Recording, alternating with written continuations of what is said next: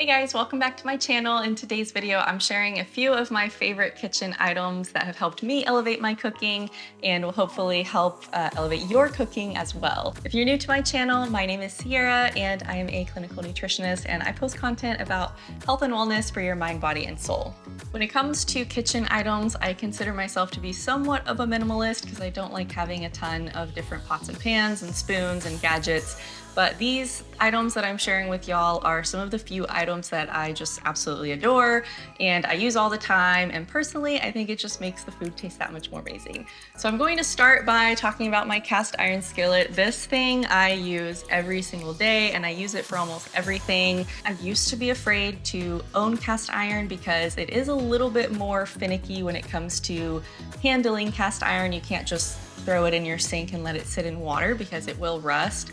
But it's actually not as hard as you would think. Like as long as you cook with it and then clean it up right away, it's totally fine. And then throw a little bit of some kind of oil on there to kind of keep the iron nice and fresh, then it's totally fine. So cast iron, I highly, highly recommend. Not only that, it makes the food just taste so much more rich and deep in flavor. So it kind of gives it like a grilled, charred flavor sometimes. And then especially for people who need a little bit more iron in your diet, cooking with cast iron can actually give you a little bit of dietary iron as well. So that's especially important for women because we always need iron since we bleed monthly. And if you're pregnant, it's important, and especially for vegans and vegetarians because iron is one of those nutrients we don't get a lot of in a plant-based diet. So huge fan of cast iron, highly recommend. The one I have is Pampered Chef, but you can really get cast iron anywhere. I'm not like married to this brand, but I happen to get a really good deal with it. So I've used it every day since. For the next item, I'm going to mention these ceramic Dutch ovens. I love these things so much. I feel like every time I make soup in them, it just tastes like 1,000 times better, really holds those flavors in.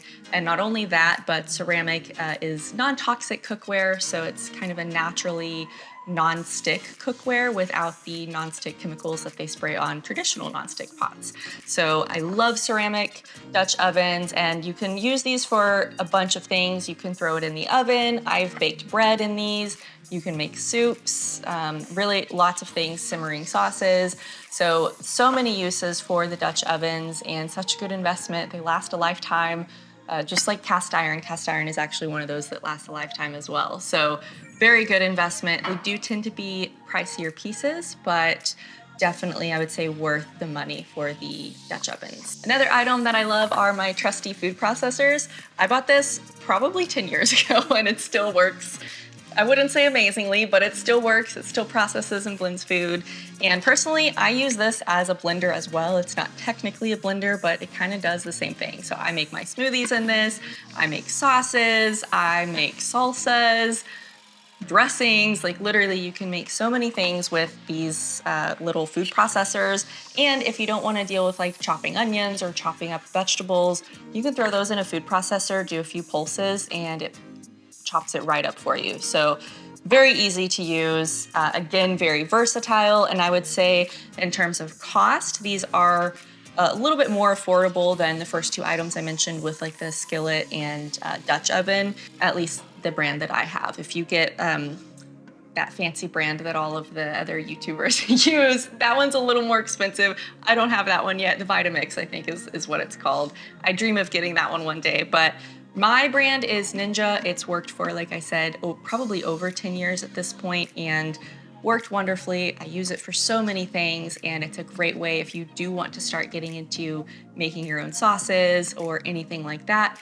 Great tool to have. Another item I love that I recently got in the past year is this handheld immersion blender. It comes with multiple parts. So if you're unfamiliar with what an immersion blender is, basically you stick this on there and then you turn it on and it blends just like this. So the blender is down in this part.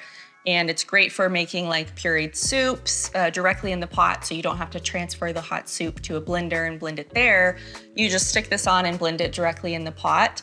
The reason I love this tool so much, one, I'm the soup queen. I just love soups and I eat it all the time, but it's very affordable. I think this was like $30 or so on Amazon. Granted, that was last year, so it might be a little more now, but it also comes with these two other uses. So there's a whisk here you can do if you don't have one of those other handheld like whiskers.